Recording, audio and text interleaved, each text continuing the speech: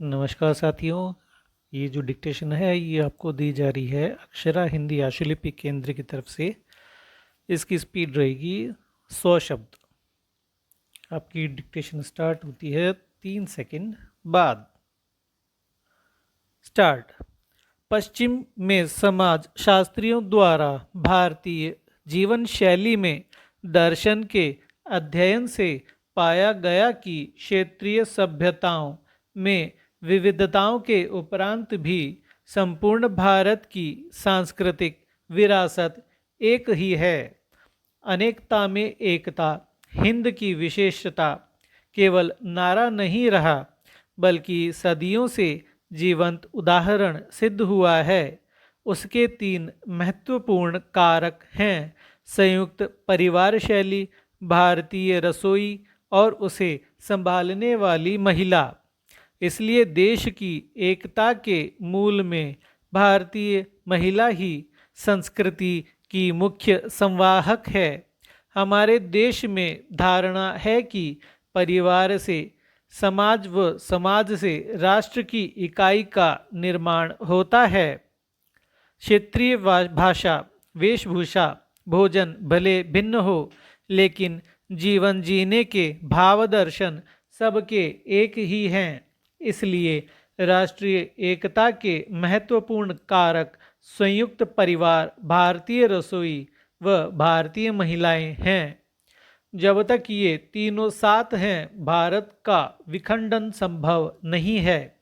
महिलाएं ही रिश्तों के बंधन से सभी को एक सूत्र में बांध के रखती है। साथ में उनसे संचालित रसोई की भूमिका भी महत्वपूर्ण होती है, जहां सभी एकत्र होकर एक साथ भोजन करते हैं।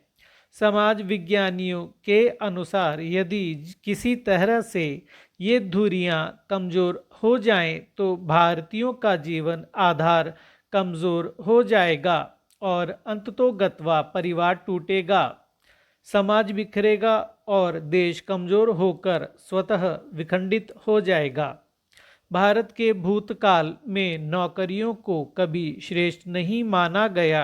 इसके स्थान पर कृषि, वाणिज्य, व्यापार व अन्य स्वतंत्र कामगार सेवाओं को महत्ता प्रदान की गई, जिससे संयुक्त परिवार प्रणाली और अधिक सुदृढ़ हुई। वर्तमान में युवाओं के अन्यत्र नौकरी करने के कारण एकल परिवारों को बढ़ावा मिल रहा है, लेकिन अब पश्चिमी सभ्यता के प्रभाव के चलते एकल परिवार तक टूट रहे हैं। पैक्ड फूड, नमकीन, readymade food items, pizza, burger के साथ होटल्स, लॉज आदि ने भी भारतीय रसोई की महत्ता को कम किया है। एक आकलन के अनुसार पैक्ड फूड बनाने वाली कंपनियों का कुल बजट कई प्रदेशों के बजट से भी अधिक है।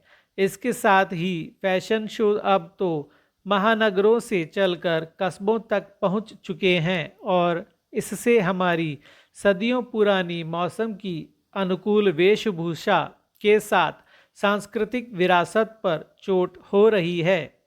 आजकल तो गांव ढाणियों में भी महिलाएं पश्चिमी सभ्यता के पहनावे में नजर आती है। हमारी सदियों पुरानी सांस्कृतिक जड़ें गहरी हैं, इसलिए हमारी सांस्कृतिक धरोहर अब भी बची हुई है, पर हमें सावधान तो रहना ही होगा।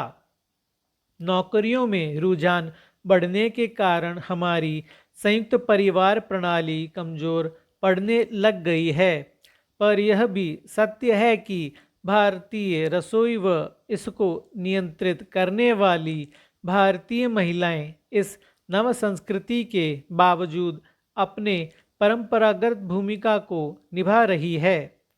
अभी तक तीज त्योहार, विवाह उत्सव, होली, दिवाली पर सभी कुटुंबी सदस्यों का एक साथ मिलना जुलना, इकट्ठा होना, यही राष्ट्रीय भावना का प्रदर्शन है, राष्ट्रीय एकता का एक भिन्न स्वरूप है।